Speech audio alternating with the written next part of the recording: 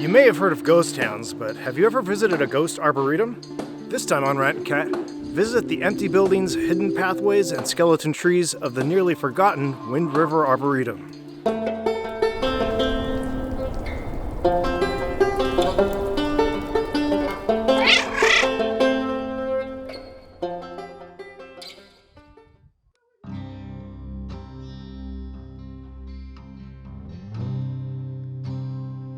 Even if you live near Portland, Oregon, chances are you've never heard of the Wind River Arboretum. That's because the Arboretum is largely abandoned and only a shadow of it currently exists.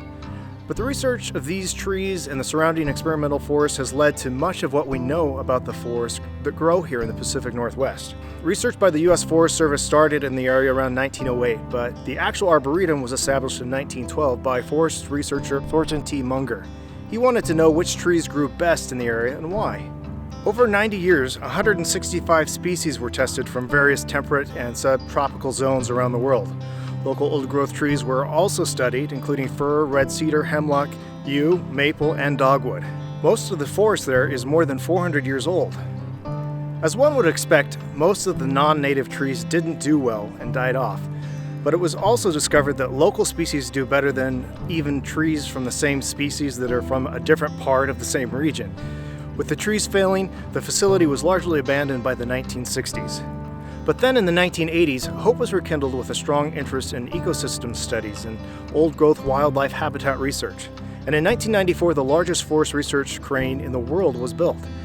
The 25-story tall Wind River canopy crane carried a 6-person gondola 250 feet up in the air and covered a 560-foot circle over an area of the forest with trees as old as 500 years old.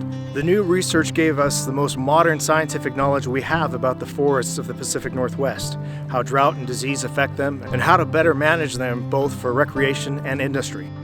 Unfortunately, in 2011, massive budget cuts to the Forest Service and declining interest in the project led to the crane being shut down and shortly thereafter torn down. Today, you are more likely to see cows than you are people wandering the research area, but you still can wander the old trails of the Arboretum, past the skeletons of the trees that didn't make it, and past exotic varieties from around the globe that did survive. Since this video was shot, a group of volunteers has cleaned up some of the trails and repaired some of the signs, but there's still an adventure to be had.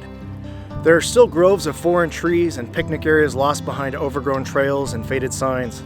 Even the water reservoir that used to serve the facility has vanished, though most maps still show it as being there. I can guarantee you this Arboretum is like no other that you've ever visited. So how do you get there? Well, I want to leave that for you to discover.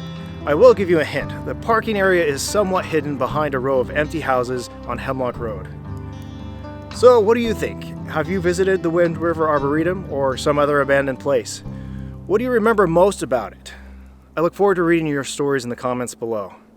Thanks for watching Rat and Cat. If you enjoyed this video, please like, subscribe, share, and join us on Patreon for more Rat and Cat. Until next time, be safe and get out there and enjoy the wild.